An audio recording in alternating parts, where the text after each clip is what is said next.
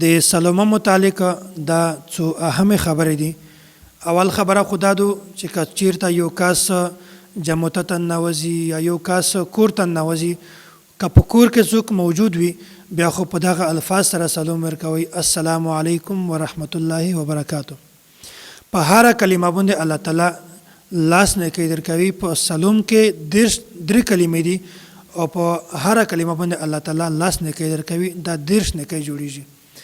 خو کچیرته یو کس کورتن نوازي یا جمعتن نوازي ولته څوک نه وي بیا د په دا الفاظ سره د سلام اچوي السلام علینا وعلى عباد الله الصالحین. خو کچیرته په جمعته کې څوک موجود وي هغه په تلاوت باندې مشغول وي یا ذکر باندې مشغول وي بیا په چار دو چې داسې کس ته میش سلام نه وروچوي. چې کله د تلاوت نه فارغ شي بیا که د سلام د ملاقات ضرورت او بیا د سلام وروچوي وګرنه که په تلاوت باندې مصروف بیا د سلام ضرورت نشته. او دومره خبره دادو چې کچیرته میشتو سه یو د غایب سړی سلام څوک ورسوي لکه معاشره کې خو میشتو په معاشره کې دا دی چې یو کس هم څوک په سفر باندې ځي بیا ورته وایي چې پلونکي سړي ته د مو سلام ورکوه پلونکي سړي ته د مو سلام ورکوه پلونکي ته د مو سلام ورکوه.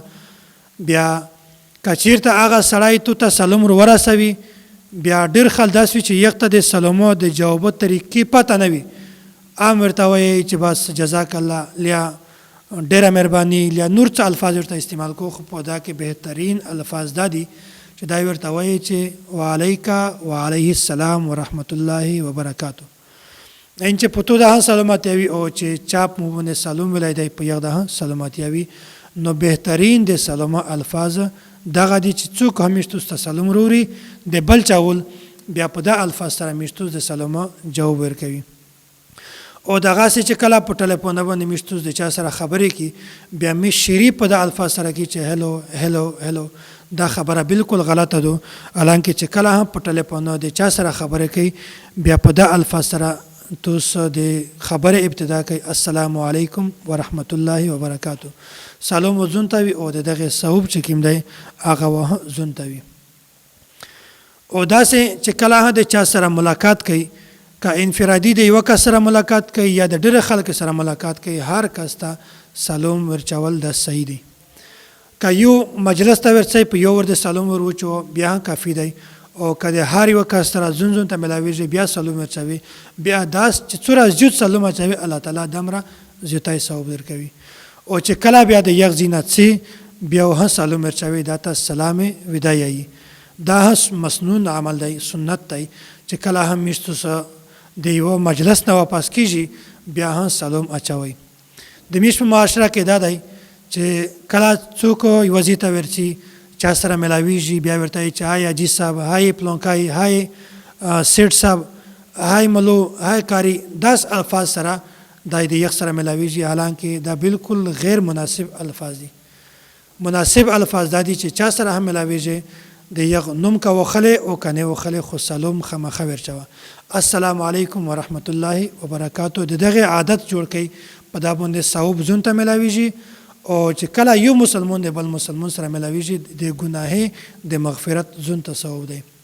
ګناهې نه زون ته معاف کیږي او د دغه سلام چې کوم ثواب دی هغه تاسو ته زون ته ملاویږي.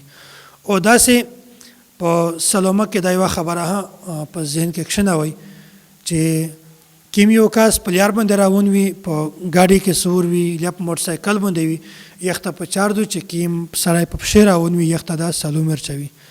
او چې کوم په پښې سړی روان وي یخ ته په چار دو چې نوس کس ته دا سلام ورچوي. حضرت ابو هریره رضی الله تعالی عنه د نبی علیه الصلاة والسلام دا ارشاد نقل کوي چې یسلم الراکب علی الماشی والماشی علی القاعد. کوم یو کس چې په ګاډي کې سور وي هغه د په پښې تلین کې سړی ته سلام ورچوي او پښې تلین کې سړی هغه د نوس کس ته سلام ورچوي. داسې د سلام یو ترتیب دی.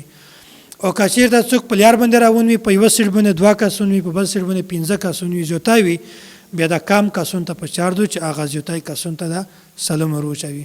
او بیا د سلام جواب چې کوم دی دغه واجب دی او بغیر د شرعي عذر نه د سلام جواب نه ورکول په سلام جواب نه ورکول باندې دا سړی ګناهګار دی.